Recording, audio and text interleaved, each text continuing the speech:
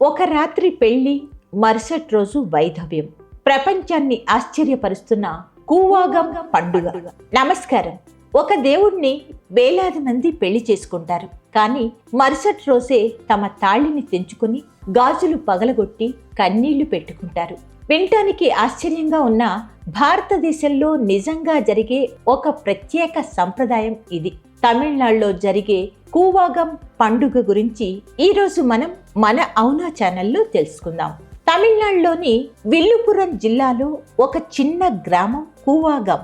ప్రతి సంవత్సరం వైశాఖ మాసంలో అంటే తమిళ చిత్తిరై నెలలో ఇక్కడ 18 రోజుల పాటు ఒక అద్భుతమైన ఉత్సవం జరుగుతుంది.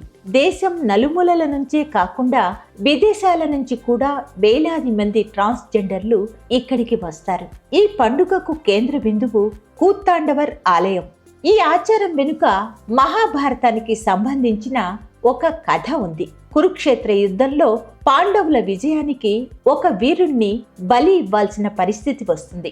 అప్పుడు అర్జునుడి కుమారుడు అరవాన్ తనంతాను బలివ్వటానికి ముందుకు వస్తాడు. కానీ చనిపోయే ముందు తాను ఒకసారైనా పెళ్లి చేసుకోవాలని కోరుకుంటాడు. అయితే మరుసటి రోజే భర్త చనిపోతాడని తెలిసి ఏ మహిళ పెళ్లికి ముందుకు రాదు. అప్పుడు శ్రీకృష్ణుడు మోహిని అనే స్త్రీ రూపం దాల్చి అరవాన్ను వివాహం చేసుకుంటాడు. కానీ మరుసటి రోజే అరవాన్ బలిదానం జరుగుతుంది. దాంతో మోహిని విధవరాలవుతుంది. ఇప్పటికీ అదే సంప్రదాయాన్ని గుర్తు చేసుకుంటూ వేలాది మంది ట్రాన్స్జెండర్లు మోహిని రూపంలో వధువులా అలంకరించుకుంటారు. చీరలు, పూలు, గాజులు, నగలు, మేకప్తో అద్భుతంగా తయారవుతారు. ఆలయ పూజారులు వారి మెడలో తాళి కట్టి అరవాన్తో ప్రతీకాత్మక వివాహం జరుపుతారు.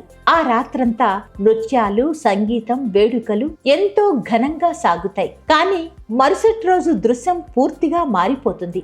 అరవాన్ బలిదానాన్ని గుర్తు చేసుకుంటూ వారు తమ తాళిని తెంచుకుంటారు, గాజులు పగలగొడతారు, విలపిస్తారు. అందుకే ఈ పండుగను కొందరు 1000 వివాహాలు ఒక అంత్యక్రియ అని కూడా అంటారు. ఈ పండుగ కేవలం ఒక ఆచారం మాత్రమే కాదు, సమాజంలో ఎన్నోసార్లు దూరం పెట్టిన ట్రాన్స్జెండర్ సమాజానికి ఇది గౌరవం, అంగీకారం మరియు తమ అస్తిత్వాన్ని ప్రపంచానికి తెలియచేసే వేదిక. ఇక్కడ వారు పరాయివారు కాదు, దైవంతో అనుబంధం ఉన్న భక్తులు. భారతదేశ సంస్కృతిలో ఇలాంటి ఎన్నో ఆశ్చర్యకరమైన సంప్రదాయాలు దాగి ఉన్నాయి. కూవాగం పండుగ గురించి మీ అభిప్రాయాన్ని కామెంట్ బాక్స్ లో తప్పకుండా తెలియచేయండి. ఇలాంటి ఆసక్తికరమైన ఆధ్యాత్మిక విషయాల కోసం అవునా ఛానల్ ను వెంటనే సబ్స్క్రైబ్ చేసుకోండి.